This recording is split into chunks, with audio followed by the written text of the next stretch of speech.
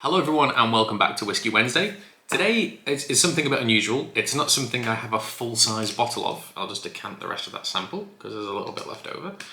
This week we are talking about one of the most in-demand whiskies of the year. I don't know if this label will go full focus on this, but it is the 2024 Springbank 18-year-old.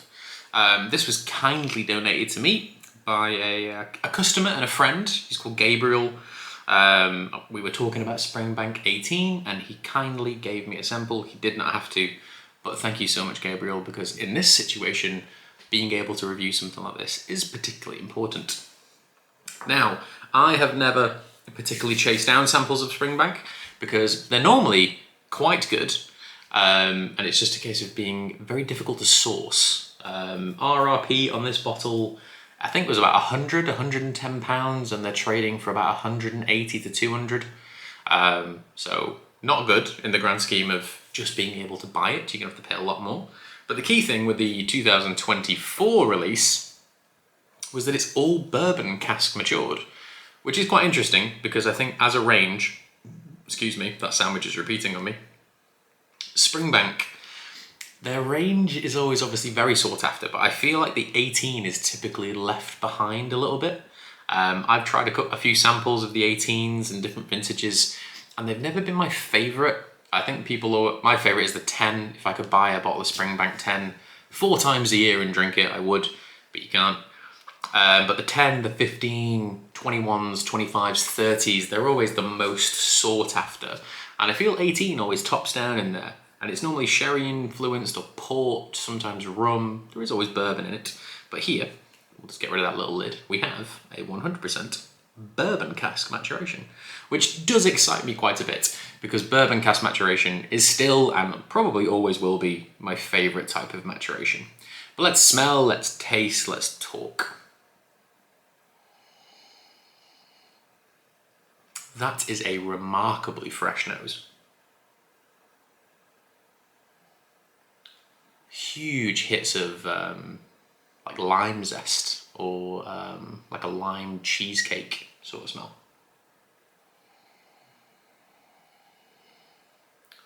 Even more big floral fragrant smells. We've got lemon, closely associated with lime. We've almost got like an elderflower cordial, like a Saint-Germain elderflower cordial. There is a little bit of classic kind of Springbank fattiness to this. There is like a back note of almost like honeyed, slightly smoky pork.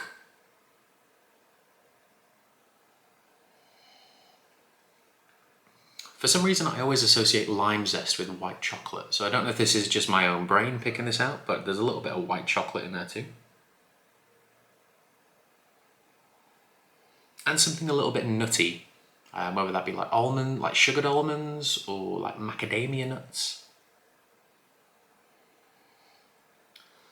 But very fresh, very vibrant. We are getting little hints of the smoke, but it is coming across.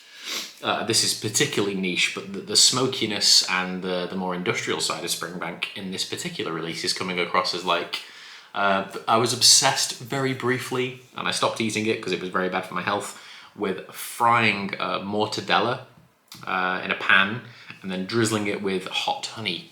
So like tastes amazing on a sandwich, but not particularly good for your health. But the smoky notes in this, they're coming across as like cured deli meats. There's like a spiced honey note to it. But the dominant thing by quite in a way is lime, like lots and lots and lots of citrus. I have done some digging on the web and I couldn't find the particular bourbon casks that were used for this. It's not overly important.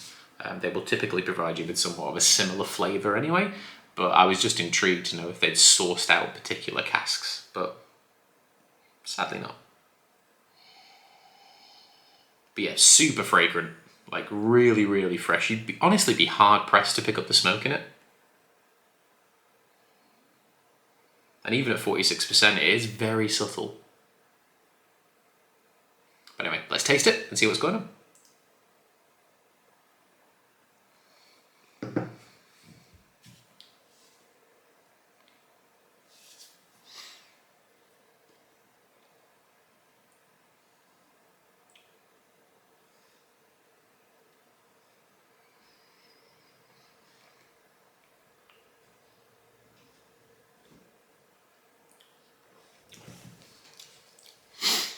you only really get that it's a Springbank just as you swallow it.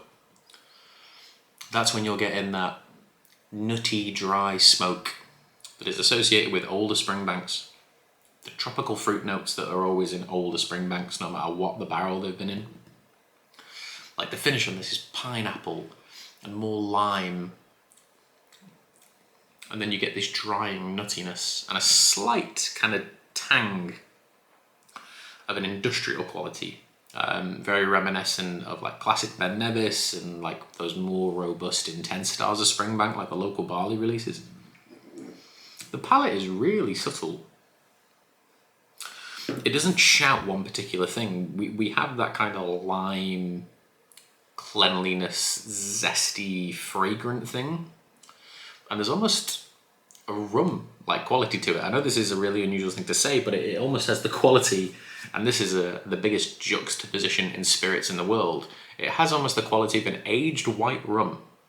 Imagine if you aged a rum for like 12 or 15 or 18 years and then filtered all the colour out of it. It has almost that coconutty, oily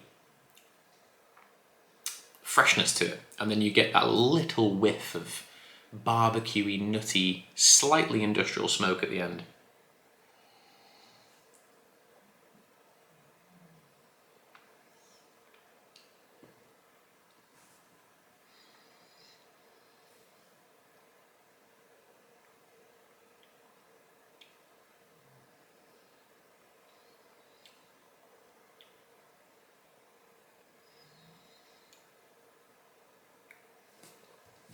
It is very tasty. I don't think there's any way around that. I was going to add some water to it, but there's quite a lot of this sample left, so I think I'll just nurse this while I do stuff around the house. So I won't add water to it. But it is very much a Springbank of two different directions. The nose and the initial palate, I don't think would give much away. You'd probably think this was like an independent bottling of something like a Balblair almost. Maybe not a Balblair, because there is that little smokiness on the nose of it.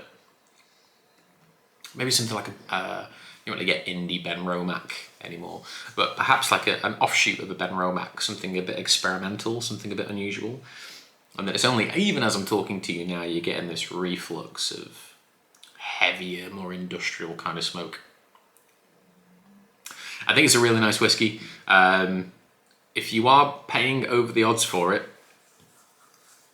I will say if you're the kind of person paying 180 to 200 pounds a bottle, it's good, but I wouldn't necessarily say it's that good. If you gave me 200 pounds, I would probably reach for some sort of independent bottling of something or something a little bit more obscure. It is very tasty. But yeah, I don't think it's something you should necessarily go chasing the dragon after. Score-wise, I'm going to give it an 8.5. It is totally deserving of the plaudits that people have given it this year. It is remarkably nice, and it's the first Springbank 18 that I've ever genuinely enjoyed every part of.